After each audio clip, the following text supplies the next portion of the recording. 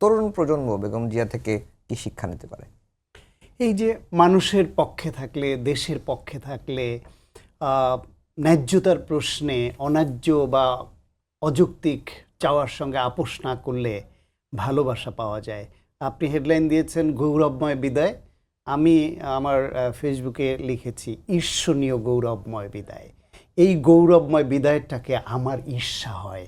আমরা প্রত্যেকেই বিদায়ের সময় সবাই যাব, আমরা প্রত্যেকেই পৃথিবী থেকে চলে যাব। এই যাওয়ার সময় এই রকম মানুষের ভালোবাসা, শ্রদ্ধা নিয়ে চোখের জল দিয়ে বিদায় দেয়, এটা পৃথিবীতে কজনের ভাগ্য ঘটে।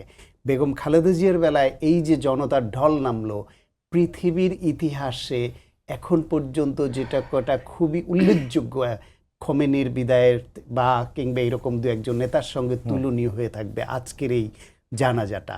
সুতরাং এই যে শ্রদ্ধা নিয়ে পৃথিবী থেকে বিদায় নিতে পারাটা, এই ভাগ্যটা অনেক বড়। আল্লাহ তাকে এই সুযোগ দিয়েছেন, এদেশের মানুষও তাকে এই সুযোগ দিয়েছে, ভালোবেসেছে।